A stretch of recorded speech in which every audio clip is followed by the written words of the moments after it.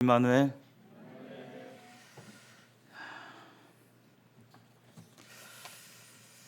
오늘 나눌 주제는 아내의 의무입니다. 아까 형제님께서 말씀해 주신 것처럼 원래는 남편과 아내의 의무 두 개 다 하려고 했는데 시간적으로 너무 부족할 것 같아서 이번 달에는 아내의 의무에 대해서, 다음 달에는 남편의 의무에 대해서 주거니 받거니 그렇게 하겠습니다. 우리들 중에 누구도 우리가 온전하다 말할 수 없습니다. 우리는 모두 다 신앙의 경주 가운데 있고 또 주님을 닮아가는 과정에 있습니다. 성경의 지식에 있어서나 하나님의 말씀을 순종함에 있어서나 인격에 있어서나 또 여러 가지 진리에 대해서나 다 주님을 닮아가는 과정 중에 있습니다. 그래서 아직 모르는 게 많고 또 안다고 할지라도 그것을 다 순종하고 다 이렇게 하는 온전한 가운데 있지 않죠. 그래서 그렇기 때문에 성도님들 가운데 연약이 있고, 저도 그렇고 모두에게 연약이 있고, 그 연약을 보게 될 때 판단의 소재가 아니라 예수님을 닮아가는 과정에 있구나. 그리고 계속적으로 이런 말씀을 통해서 우리가 주님을 닮아가는 과정에 있음을 우리가 다시 한번 보게 되고, 하나님의 말씀은 빛이시죠. 그래서 매일매일의 삶 가운데서 우리는 어느새 때때로 정신없이 살아가기도 하고 또 바쁘게 살아가기도 하고 무언가는 열심히 하는데 그것이 하나님의 뜻에 맞는지, 하나님의 영광을 돌리는지 생각할 겨를 없이 시간은 마구마구 흘러갑니다. 하나님의 말씀은 빛이기 때문에 말씀의 빛을 비추게 될 때 내가 현재 하고 있는 것들, 사업, 학교, 내가 마음을 쓰고 있는 것들이 정말 하나님께서 원하시는 것인지, 하나님이 기쁘신 길을 달려가고 있는지 그 빛이 비추게 되면 확연하게 보이게 되죠. 그래서 말씀이 계속적으로 필요합니다. 부부 사이의 관계는 시시각각으로 변하죠. 연령에 따라도 변하고요. 또 연령이 아니더라도 오늘 좋았다가 내일 좀 먹구름이 끼기도 하고 냉정 가운데 있기도 하고 다 다릅니다. 여기 계신 결혼하신 분들께서는 아마 그 관계가 각각 다 다르실 겁니다. 좀 젊었을 때하고 중년일 때하고 또 노년일 때하고 또 날마다 다른 그런 부분들이 있죠. 그래서 이 의무하면 약간 거부감이 드는 게 사실이죠. 의무, 뭔 말을 해야 된다는 거.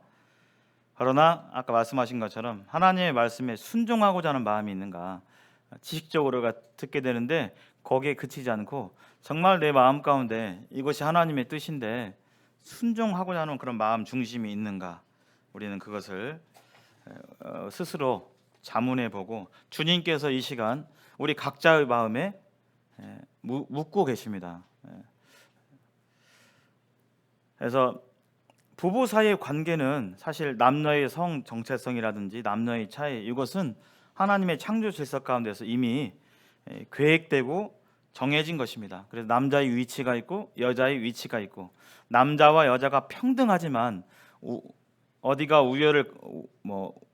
우등하고 열등하고 이게 없지만 평등하지만 하나님께서 창조 때 딱 위치를 만드신 것입니다. 그래서 가정생활에 있어서도 이 가정에 대한, 부부에 대한 의무에 대한 말씀들이 취사 선택, 뭐 해도 좋고 하면 좋고 안 하면 막 그냥 그렇고 이런 게 아니라, 또 이렇게 해보는 게 어때 이렇게 제안하는 것이 아니라 성경은 분명하게 이 말씀들에 대해서 분명하게 순종해야 할 계명으로 말씀하십니다. 그래서 이것을 그렇게 받느냐, 아니면 그냥 다른 말씀처럼 저렇게 하면 좋대, 근데 나는 못하겠어, 그럼 뭐 저렇게 할 수 있는 분이라 그렇게 하지, 이렇게 받지 아니하시고 순종할 계명으로 받게 될 때 우리의 마음이 변하고 생각이 변하고, 더불어서 우리가 어떤 처지에 있건 어떤 연령대에 있건 우리는 예수님의 말씀으로 인해서 변화되는 것을 경험하게 될 것입니다. 그래서 이것을 무시하고 자기 나름대로 가게 될 때 그 결과는 고생과 어려움이 있는 것이죠. 마귀가 특별히 세상 풍조 속에서 이 가정에 대한 성경의 가르침을 훼손시키고 또 회방하고 있습니다. 얼마나 많은 말들이 세상에 많아요. 결혼 생활에 대해서. 그러나 거기에 동조하지 않고 이 남편과 아내의 의무를 온전하게 이해하게 될 때 하나님의 말씀으로 받게 되고 그것을 내 생활 가운데서 순종해 나가려고 하게 될 때 우리는 예수님을 닮아가게 되고 성숙하게 될 것입니다. 왜냐하면 하나님의 말씀이기 때문에 말씀이 역사해서 우리의 성품이 변하고 또 우리가 예수님을 닮아가는 것을 우리가 확인해 볼 수 있습니다. 이 복종이 어렵죠. 때때로 어렵게 느껴지는 이유가 있습니다. 이것은 믿는 분이나 믿지 않는 분이나 동일하게 겪고 있는 부분이기도 합니다. 아유, 감사합니다. 아내가 남편에게 복종하는데 왜 어렵냐, 이게 잘 안 되냐. 우리 아내된 입장에서 남편이 나를 사랑하지 않는 것 같아. 사랑도 안 하는데 내가 왜 복종해? 이런 마음이 듭니다. 왜냐하면 남편이 모든 일에 상의하지 않고 아내를 존중하는 가운데 상의하지 않고 이미 결정하고 독선적으로 또 고집하게 될 때 아내는 남편이 나를 그렇게 존중하지 않나 하면서 어렵게 되죠. 복종이. 이것은 복종에 대한 복종하지 않아도 되는 합당한 이유는 아닙니다. 그러나 복종을 어렵게 하는 이유죠. 이름에도 불구하고 복종을 해야겠죠. 또 아내의 존재를 무시하거나 무관심하는 부분, 집에 가면 또 퇴근하면 아내를 쳐다보지 않는, 외면하는, 잘 안 보는 이런 경우도 있습니다. 우리 집에 들어가시면 아내분 이렇게 눈 잘 보셔요? 집에 가서 이렇게 아내 눈 보시면서 오늘 어떻게 지냈어? 이렇게 얘기하십니까? 그럴 때도 있고 그렇지 못할 때도 있죠. 그냥 안 보고 그냥 내가 하고 싶은 일 하면서 그냥 뭐 물어보면 했어, 밥 먹었어, 뭐 했어, 이렇게. 근데 이런 사소한 차이가 사실은 아내된 자매님들에게 격려가 되지 못하죠. 아내를 쳐다보고 얘기하고 이렇게 얘기해야 되는데 물론 밖에서 일하면서 스트레스가 많고 피곤함도 하고 그렇겠지만 이러는 것들이 반복되면서 아내된 자매님들은 나를 무시당한다, 무관심하다, 나에게 관심이 없다, 고로 나를 사랑하지 않는 것 같다 하는 느낌을 줄 수 있는 것입니다. 그럴 의도가 없었음에도 불구하고 또 때때로 이것은 이제 아까 말씀드렸지만 믿는 분이나 믿지 않는 분의 가정에서 이렇게 동시에 일어나는 부분이기도 하죠. 남편에게 눌려서 지금까지 억압당하며 살아왔는데 왜 내가 복종을 해야 되는가? 그냥 매사에 내가 여지껏 끌려다니고 강요 가운데 살았는데 이러게 될 때 복종이 어렵죠. 어렵지만 하나님의 말씀이기 때문에 복종을 해야겠죠. 또 어떤 부분에 대해서 정직하지 않고 잘 이렇게 얘기 않고 나 모르게 뭔가를 하고 있고 이게 속인다는 느낌이 들 때 남편을 신뢰할 수 없는 그런 마음이 생기기도 합니다. 그럴 때 복종이 어렵죠. 또 아내 입장에서 시집 식구들 살뜰히 잘 챙기는데 나는 막 잘 안 챙기고 특히 명절이나 이런 때 나에 대해서 배려하거나 뭐 힘들지 애썼지 뭐 이렇게 말 한마디 없이 그냥 나는 그래도 시댁을 위해서 막 계속 부엌에서 설거지하고 음식 만들고 과일 깎고 막 하는데 그냥 이걸 당연하게 여기는 것처럼 이렇게 그렇게 하게 될 때 나는 별로 존중받지 못하는 것 같아 하면서 남편에 대해서 미운 마음이 들기도 하고 그러면서 복종이 어렵기도 합니다. 또 뭐 성장 환경 가운데 있을 수 있죠. 예전에는 이런 분위기가 참 좀 있었습니다. 집안에서 아버지가 매우 엄해가지고 그냥 끄떡없는 화 잘 내시고 그냥 그런 엄하게 자라가지고 그렇게 자라는 가운데서 남자들에 대한 어떤 부정적인 시각, 또 불신 이런 것들이 성장 과정에서 생기게 될 때 남자에게 복종하는 게 좀 어렵게 되는 그런 상황도 있을 수 있습니다. 그래서 남자들에 대해서 이렇게 자라게 될 때 적개심이 들고 남자 하면 이렇게 두려운 마음이 들고 또 그런 수용하지 못하는 그런 부분들이 아내의 복종을 어렵게 하는 그런 요소들이 됩니다.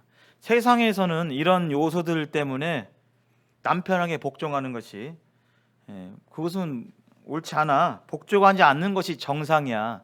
봐봐, 너는 이렇게 당하고 있는데 왜 복종을 해야 돼? 이것이 바로 세상의 논리입니다. 그러나 그리스도인에게는 하나님께서 말씀하셨고 그 말씀을 거역하는 것은 이 죄죠, 사실은. 그래서 우리가 세상과 똑같은 것들을 적용할 수가 없겠죠. 오늘 아내의 의무에 대해서 5가지 정도 이렇게 보겠습니다. 제가 이 말씀을 준비하면서 저도 마찬가지고요. 저도 잘 못하고 있는 부분들이 있고 그러나 이런 말씀들을 통해서 계속 주님을 닮아가길 원하는 마음 중심은 있습니다. 의무를 생각해 볼 때 이것은 우리에게 족쇄를 채우고 짐을 지우는 그게 아니라 하나님의 창조 섭리 가운데서 우리를 위하는 그런 부분임을 깨닫게 돼요. 의무하면 막 짐 지우고 아유 힘든데 막 가야 되고 이게 아니라 하나님께서 우리에게 내려주시는 그런 창조 질서 안에서의 복인 것을 우리는 이렇게 살펴보게 됩니다. 먼저 하나님 말씀, 남편에게 복종하라. 여기 한번 다 같이 한번 읽어볼까요? 남편에게 복종하라. 시작. 남편에게 복종하라. 복종하라. 왜냐하면 하나님 말씀이기 때문입니다. 뭐 여러 말씀이 있지만 아내들이여 자기 남편에게 복종하기를 죽게 하듯 하라. 죽게 하듯 하라. 복종하기를 주님께 하듯 하라. 우리가 주님께 어떻게 복종하죠? 그냥 하고 싶으면 하고 안 하고 싶으면 안 하고 그렇게 하는 게 아니잖아요. 주님은 우리의 왕이시고 주님은 우리의 주인이시고 주님께서 명하신 것에 대해서 우리가 다 믿음이 연약해서 하고 싶어도 때때로 못하는 그냥 연약함이 있는 것이지 우리가 주님 말씀에 대해서 복종하기를 힘써야 되는데 그러한 자세로 남편에게 복종하기를 말하고 있습니다. 아내들아 남편에게 복종하라. 이것이 주 안에서 마땅하다. 복종하는 것이 잘하는 건데 더 나아가서 마땅하다, 당연하다라고 말씀하고 있습니다. 하나님 말씀에. 그리고 아내된 자들아 이와 같이 자기 남편에게 순복하라라고 말씀하고 있습니다. 분명하죠. 하나님의 뜻은 남편과 아내 사이에서의 뜻은 분명합니다. 그래서 아내는 예수님을 주인으로서 복종하는 그 동일한 자세와 태도로 남편의 권위에 복종해야 됩니다. 왜냐하면 이것이 주님의 말씀이기 때문에. 그래서 여기엔 단서가 붙지 않아요. 실제적으로 현실적으로 남편보다 아내가 교육 수준이 더 높고 더 말을 잘하고 어떤 부분에 사리분별을 더 잘하는 것처럼 보이고 더 합리적이고 이럴 수 있습니다. 더 똑똑하고. 그러나 하나님 말씀에는 단서를 붙이지 않습니다. 이 말씀을 만약에 제가 학교나 세상의 강단에서 얘기하게 될 때 아마 굉장한 도전을 받게 될 것입니다. 저는 여성 차별자 뭐 이렇게 될 수 있죠. 그러나 이 말씀은 우주를 만드신 온 우주를 주관하시는 하나님의 말씀입니다. 이 말씀이. 그렇기 때문에 이런 차이가 있다 할지라도 아내가 더 뛰어난 부분이 있다 할지라도 하나님 말씀을 귀하게 여겨서 하나님 말씀의 그 권위 아래서 우리가 하나님을 순종하는 것이죠. 여기에 대해서 말씀은 그렇지만 어떻게 그렇게 합니까? 이렇게 하는 것은 불신이죠. 불신. TV에서 얼마나 지금도 여기에 대해서 뉴스도 그렇고요. 세상은 점점 이렇게 돌아가고 있는데 역행하고 있죠. 하나님 말씀에. 그래서 복종은 일방적으로 불리한 것이 아니라 어떤 권위 아래 보호를 받고 안정을 누리는 뜻이 더 강합니다. 학교에 가면 선생님 말씀에 순종하고 복종해야겠죠. 그것은 당연합니다. 가장 큰 이유는 뭐냐면 그 선생님의 지도와 가르침 아래서 그 아이가 첫째로 안전할 수 있는 거예요. 그리고 좋은 가르침과 좋은 방향으로 갈 수 있는 것이죠. 학교에서는 선생님, 또 회사에서는 회사의 리더, 또 공무원도 마찬가지죠. 공무원들도 그 직급의 리더들을 상관없이 내 임의대로 행동하지 않잖아요. 우리가 오늘도 차 타고 예배당에 왔는데요. 교통신호가 있습니다.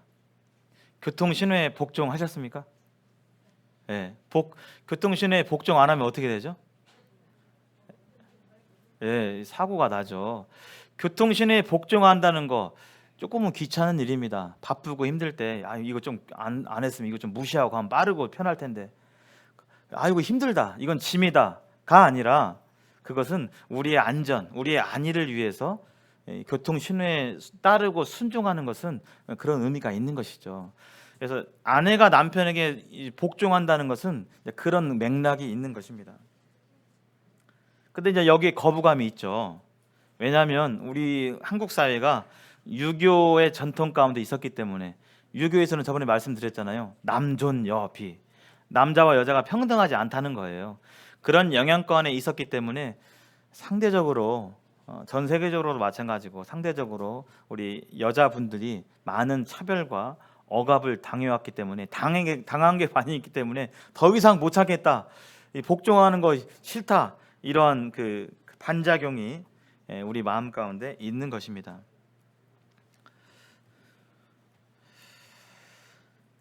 그러나 성경은 이 남편에게 복종하는데 이것을 남편들이 아내로 하여금 복종해야 돼 강요하고, 거 봐봐 복종해야지 이렇게 억압하고 윽박지르는 것이 아니라 남편이 그것을 이끌어내라고 결코 말씀하시지 않았습니다.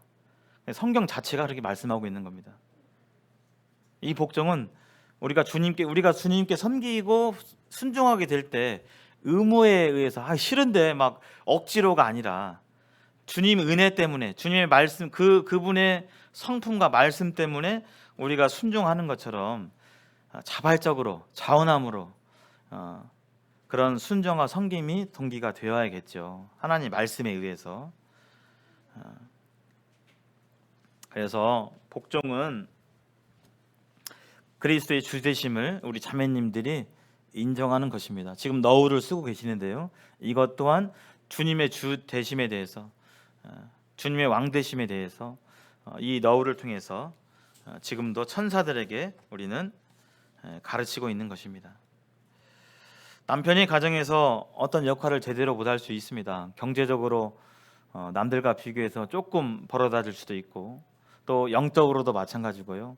또 가정 안에서 여러 가지 부족과 연약이 있을 수 있습니다.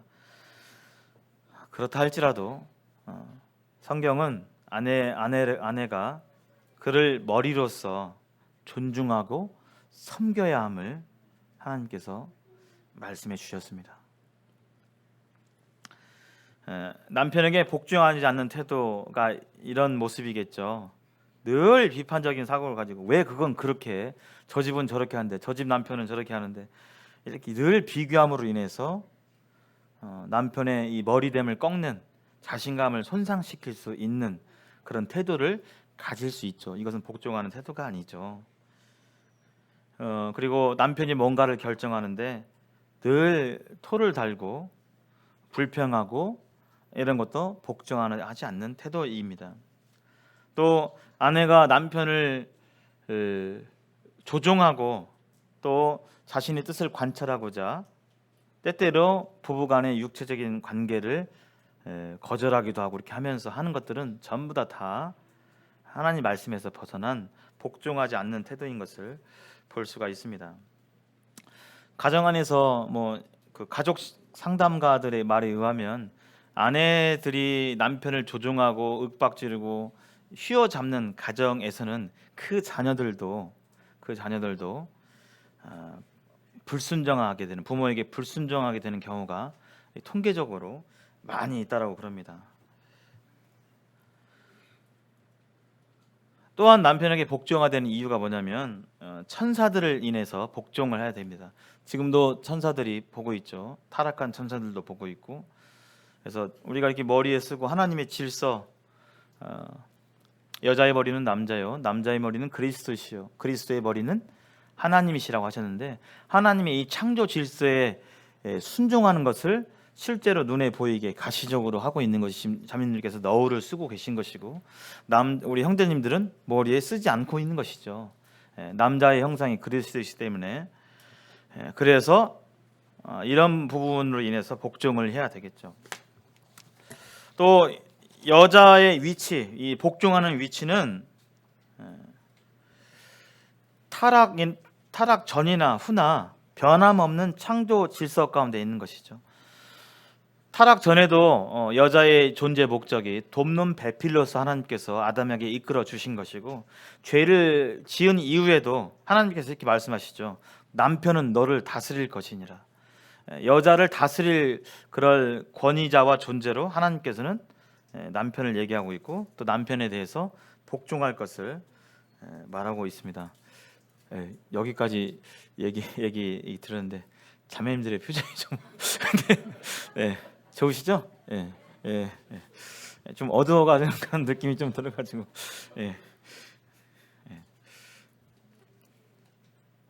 특히 우리 자매님들이 형제님들에 비해서 정서적으로 상당히 예민하고 또 풍부하시죠. 그래서 감정적으로 이런 부분에 사단으로부터 이런 어려움을 당할 상황들이 많이 있습니다.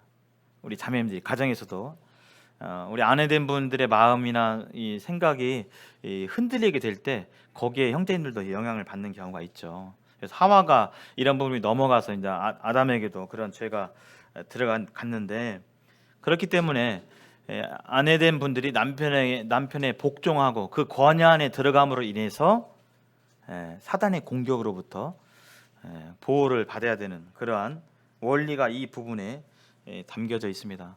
그래서 형제님들의 이 권위, 영적인 권위와 형제님들의 다스림과 형제님들의 사랑과 보살핌과 돌봄 가운데 충분히 공급함을 받는 자매님들은 마음 가운데 담대함이 있고 이 영적인 힘이 있는 것이죠.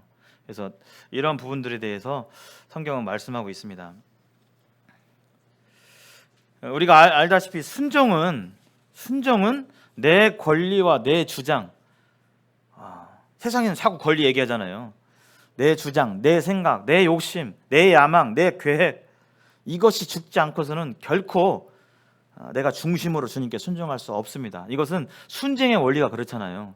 주님께서 어떤 말씀하시는데 하나님 저는 지금 안 되겠어요. 그 말씀이 옳은 건 아는데요. 저는 안 되겠습니다. 이건 순종이 아니잖아요. 내 생각과 내 계획이 있지만 하나님께서 말씀하신다면 제 계획과 제 생각, 내 취향 다 내려놓겠습니다. 하나님 다 내려놓겠습니다. 주님은 나를 위해서 십자가에서 죽기까지 하셨는데 제가 제 생각을 꺾는 거, 이게 뭐가 대단하다고 그렇게 하겠습니까? 주님 뜻대로 하십시오. 주님 말씀대로 하겠습니다.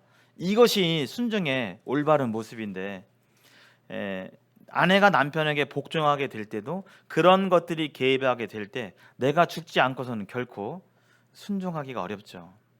내가 반드시 죽어야만 마음 중심으로 예수님께 순종할 수 있는 것이 우리가 신앙생활을 하게 될 때의 순종의 원리입니다. 이 순종의 본을 예수님께서 보이셨죠. 예수님께서 십자가의 죽으심으로 그분은 하늘에서 창조주로서의 영광을 받으시고 높임을 받으셔야 할, 그 하늘 보좌에 앉으셔서 영광을 받으셔야 할 그분이셨지만 죄인된 우리를 살리시기 위해서 기꺼이 십자가에서 죽으셨습니다. 예수님께서 죽으셨어요. 죽어야 될 이유가 없고 그분은 죄도 없으신 온전히 거룩하신 분인데 십자가에서 죽으셨어요. 그러함으로 인해서 하나님께 순종하셨죠. 이것이 이제 예수님께서 보여주신 순종의 본인데요. 여기에 대해서 제자들, 이런 동일한 원리가 예수님을 따르는 제자들에게 순종의 원리도 가고 있는 것입니다. 제자들이 어떻게 하면 12제자뿐만 아니라 오늘날 주님의 제자라고 하는 우리 또한 어떻게 해야만 주님께 순종할 수 있는가? 이 순종의 원리가 있죠. 누가복음 9장 23절에 누구든지 나를 따르려거든 어떻게 해야 되죠?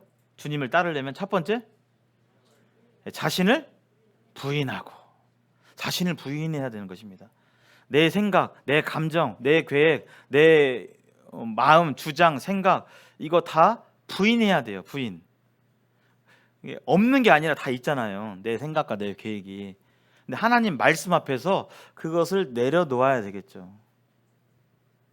그리고 자기를 부인한 다음에 날마다 무엇을 지고요? 자기 십자가를 지고 나를 따라야 된다. 근데 여기 단서가 있어요. 자기 십자가를 지는데 한 1년에 한 번요, 한 달에 한 번요, 날마다요? 날마다. 지금 이 순간에도 내 생각과 다 내려놓고 하나님 말씀이라면 여기에 순종하는 그런 마음. 그래서 주님께서 거기에 날마다라고 단서를 붙였습니다. 그것이 우리의 신앙생활입니다. 그것이 오직 의인은 믿음으로 사는 그 말씀이에요. 날마다의 신앙 삶 가운데서 우리는 자꾸 내 생각, 내 계획, 내 감정 이런 것들이 있지만 그것을 부인하고 날마다 부인하는 연습, 날마다 부인하는 훈련. 자기 십자가는 죽음의 장소잖아요. 그런 생각과 계획을 다 내려놓는 거. 그렇게 될 때 순종이 되는 것입니다. 이렇게 하는 것이 주님 뜻대로 사는 것입니다. 주님의 뜻은 내가 살고, 내 계획이 살고, 내 스타일이 살고, 내 주장이 살고, 이게 아니라 내가 죽는 것입니다. 사도 바울은 얘기했죠. 사도 바울은 아까 주님 따르려면 날마다 자기를 부인하라고 했는데, 사도 바울은 그래서 날마다 자기는 죽는다 그랬잖아요. 날마다 죽는다. 하나님 말씀 앞에서, 하나님 뜻 앞에서 날마다 죽는다. 그렇게 될 때 하나님 말씀에 순종할 수 있는 것입니다.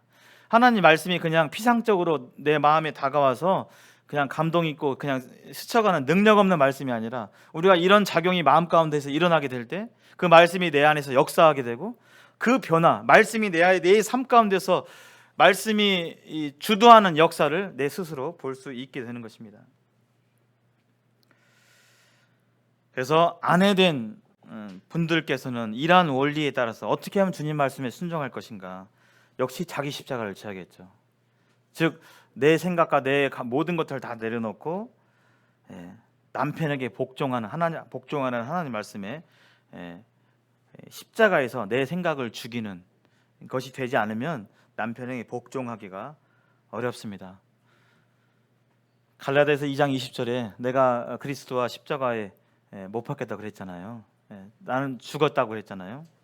이것이 우리에게 필요한 마음의 중심입니다. 그래서 감정적으로는 안 되죠. 우리 여러 가운데 뭐 금술이 좋으신 분도 계시고, 좋았다가 안 좋아진 상태에 계신 분도 계시고, 안 좋아졌다가 좋은 상태도 계시고, 아마 다 다르실 것입니다. 그러나 오래 부부 생활을 하다 보면 여러 가지 일들이 있죠. 감정적으로 잘 안 되는, 입은 상처들이 있고, 그런 것들을 생각하고 느껴질 때마다 이게 잘 안 되는 이런 부분들이 있죠. 때때로 남편이 보기도 싫고 또 밉고 정이 안 들고, 그렇다고 해서 하나님 말씀에 복종하지 않아도 된다는 그런 말씀은 없습니다. 그래서 이것은 내 감정적으로 안 된다 할지라도 동일하잖아요. 원수 나에게 욕하고 나를 안 좋게 대하는 사람에 대해서 감정적으로 좋은 마음이 들 리가 없습니다. 누구나 똑같죠.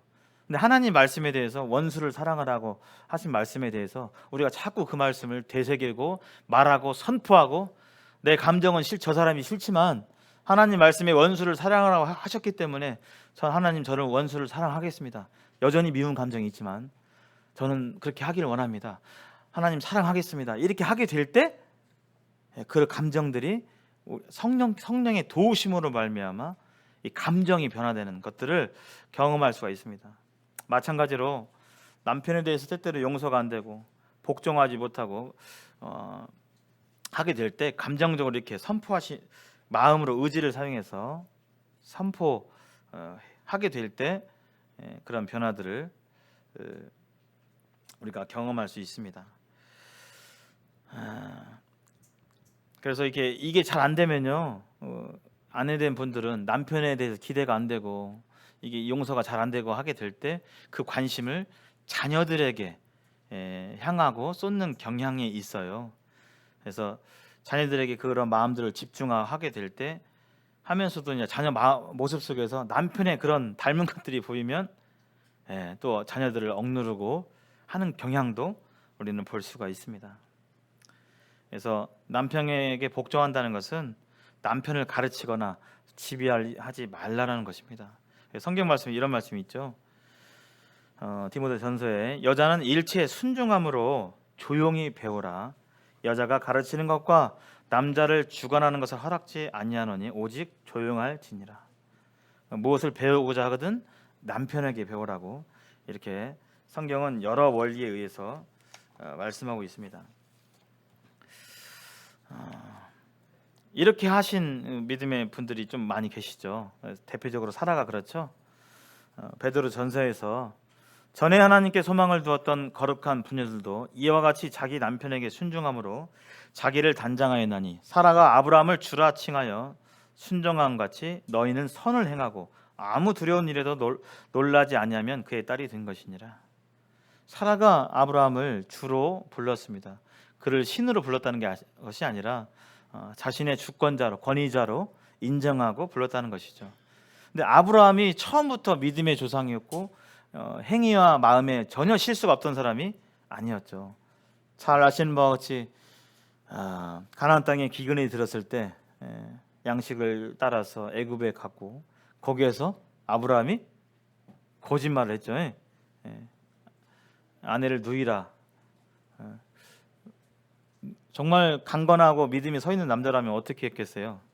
하나님 의지하고 거짓말하지 않고 아내를 위해서 죽으면 죽든지 아니든지 이렇게 할 수도 있었겠죠.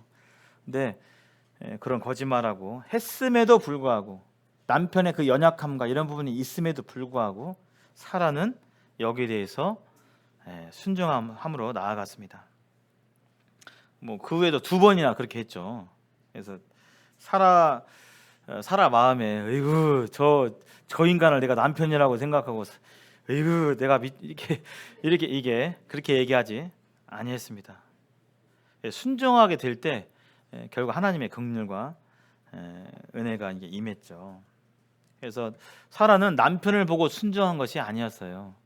그 하나님의 권위와 하나님 말씀에 하나님 그분의 초점을 맞추고 남편과 아내 된 관계 속에서 아브라함을 주로 섬기고 복종했던 모습을 볼 수가 있습니다. 그래서 우리가 주를 바라보지 못하면 찬송에도 주만 바라볼지라 그랬는데요. 남편과 아내 가운데서도 자꾸 그 사람을 바라보게 되고 그렇게 될 때 실망이 오고 감정적으로 용납하기 어려운 그런 가운데 누구나 처할 수 있게 되는 것입니다. 주님을 바라봐야 되는 것입니다.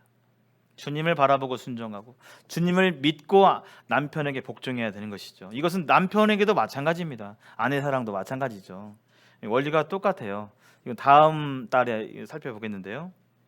사라는 하나님 말씀에 초점을 맞췄습니다.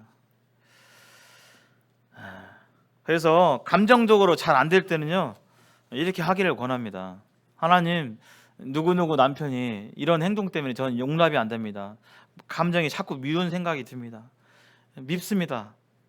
그러나 하나님 말씀을 따라서 저는 남편을 용서하기로 결정했습니다. 하나님 저는 누구누구 남편을 용서합니다. 그리고 남편을 존경하고 복종하기로 했습니다. 저는 저희 남편을 존경합니다. 복종합니다. 하나님 저를 도와주세요. 이렇게 감정은 반대지만 하나님 말씀을 따라 내 의지를 사용해서 얘기하게 될 때 분명히 변화가 일어납니다. 마음 가운데.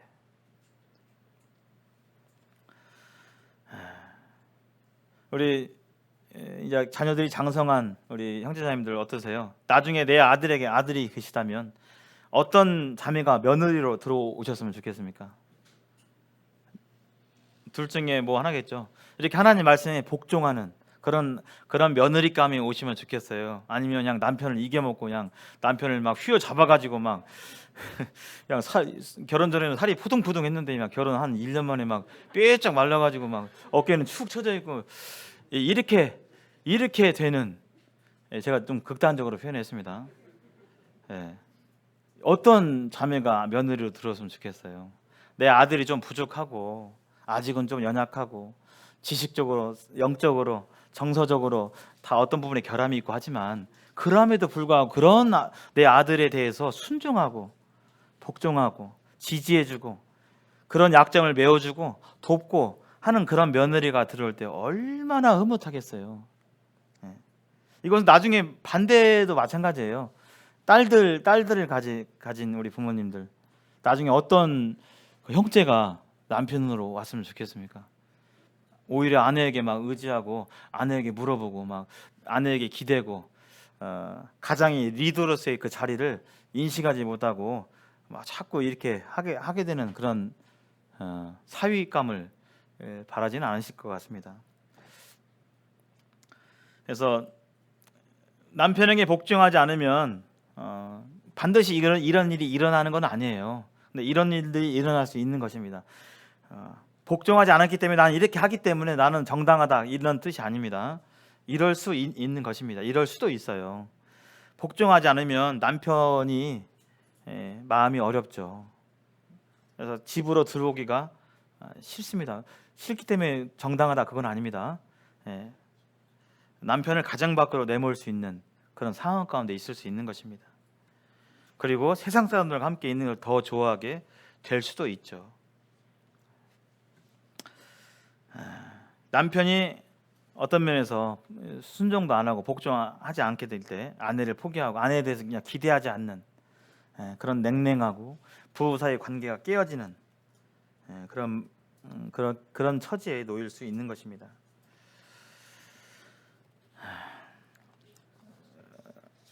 가장 큰 명령이 복종하는데요. 또 하나, 두 번째가 남편을 사랑하라는 것입니다. 성경의 다른 구절들은요. 우리는 사랑에 대해서 이런 구절들이 있습니다. 원수를 사랑하고 너희 핍박하는 자를 위해서 복수하라. 그게 아니라 기도하라. 사랑하라가 하나님의 사랑의 큰 원리이고, 악을 악으로, 욕을 욕으로 갚지 말고 도리어 복을 빌라. 이건 남편과 아내 사이의 관계가 아닙니다. 일반 원칙입니다. 그리고 내 이웃을 어떻게 하지? 내 이웃도 사랑하래요. 내 몸과 같이, 내 몸 위하는 것 같이 사랑하라고 하는 것입니다. 이게 하나님의 일반 원칙이잖아요. 또 젊은 여자들, 남편과 자녀를 사랑하라고 그랬잖아요. 원수도 사랑할진데 하나님께서 짝지어 주신 내 배우자에 대해서 사랑하는 것은 당연한 말씀입니다. 당연한. 그래서 사랑은 사랑을 먹고 자랍니다. 자꾸 사랑을 표현하고 사랑으로 나아가게 될 때 없던 사랑도 생기는 것이지, 이러한 이유를 달고 하나님 말씀에 대해서 이런 핑계와 근거를 달고 복종하지 않게 될 때 사랑은 자라지 않죠. 사랑은 감정만이 아닙니다. 많은 부부들이 이런 그 초기에 밀월 시기에 그 감정이 저절로 되돌아오기를 바라는데 어렵죠. 이런 부분들이 자연적으로 회복되기보다는 내 의지적인, 우리가 하나님 말씀에 우리의 의지를 사용해서 말씀에 순종하겠습니다. 하나님 말씀을 의지해서 원수를 사랑하겠습니다. 하나님 남편을 사랑하겠습니다. 남편에게 복종하겠습니다. 하게 될 때 감정도 변화되게 따라오는 것을 볼 수가 있습니다.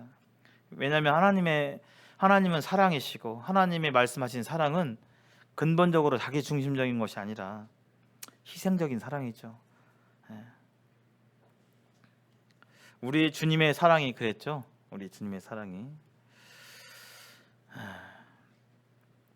세 번째, 남편을 존경할 것을 말하고 있습니다. 마음속으로 이렇게 여쭙고 싶습니다. 우리 형제님들에게는 아내분들이 우리 형제님들을 존경하십니까? 한다고 느껴지십니까? 네. 네. 네. 우리 자매님들은 우리 형제님들 존경하십니까? 네. 네. 아마 마음의 목소리는 큰데 육성의 목소리는 좀 작은 것으로.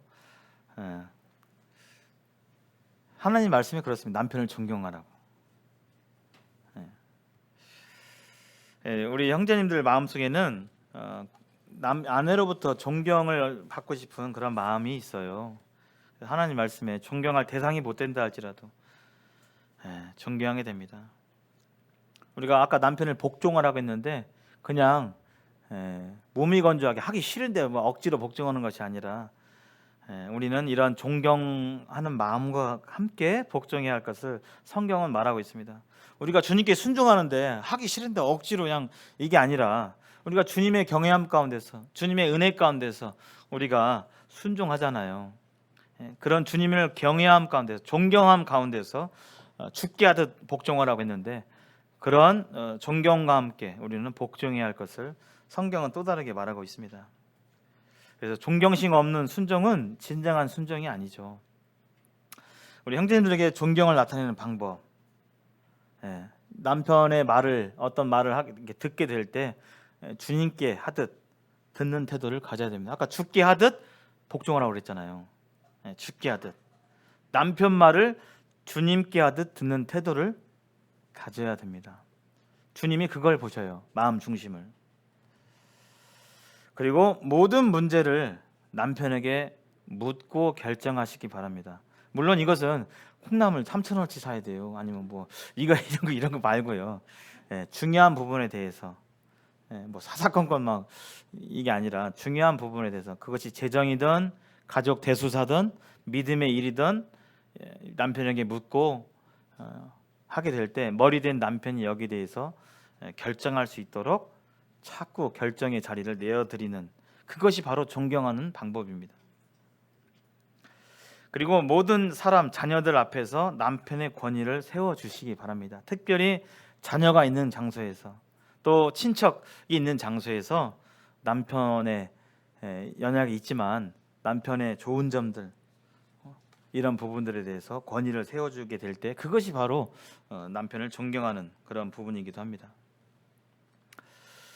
네 번째, 가정을 다스려라. 아내의 의무, 가정을 다스릴 것을 말하고 있습니다.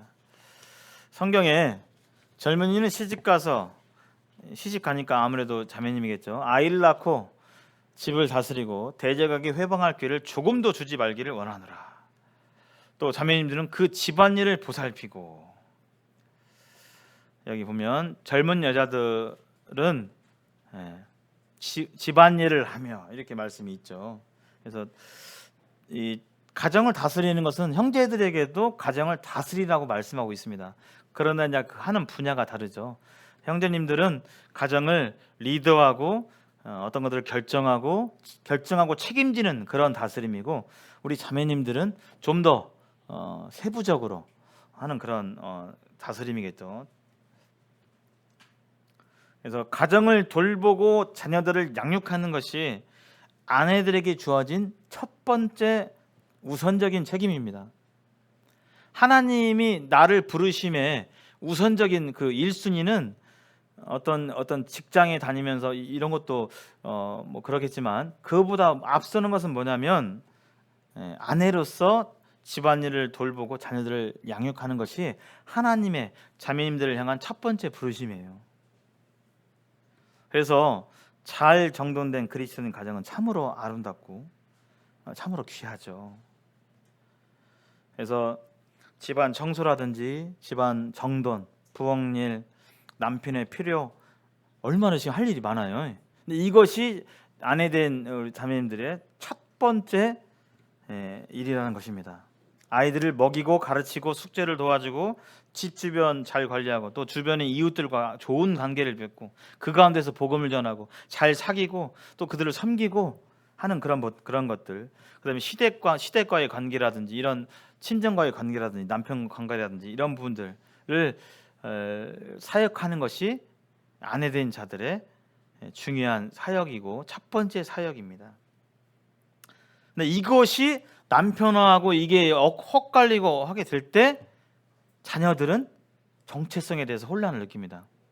요즘은 특히 그렇죠. 요즘 지금 맞벌이 시대고 맞벌인데 뭐 누구는 일 안 하냐 하면서 남편과 아내가 어떤 일들을 동등하게 해나가고 또 그것을 당연히 여기고 어떤 경우에는 뒤바뀌게 되고 하게 될 때 자녀들이 여기에 대해서 혼란스러워할 수 있습니다.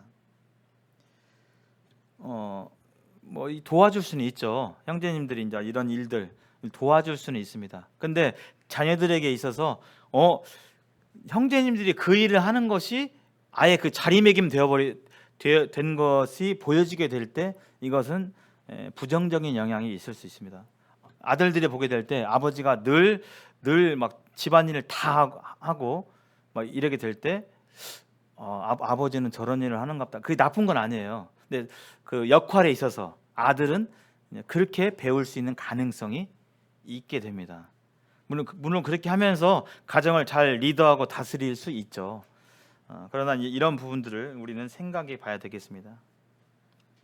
그래서 우리들은 자녀들을 키울 때 세상에서 유명한 직업, 그래서 공부시키고 과외시키고 학원 보내고 여기에 많은 관심과 돈과 이런 것들을 투자에 힘쓰는가, 아니면 하나님께서 말씀하신 내 아들이 좋은 남편, 내 딸이 좋은 아내가 되도록 나는 정말 거기에 힘쓰는가, 힘쓰는 그 비중이 어디가 더 큰가, 우리는 이 하나님 말씀 앞에서 생각해 봐야 되겠습니다. 마지막으로 남편의 유익을 아내분들은 구하는 것이 아내의 의무입니다. 왜냐하면 아내분들은 아담을 돕는 배필로 부르심을 받았기 때문입니다. 그래서 자기 남편을 영적으로 돕는 것이 여자의 인생의 최고의 목표입니다.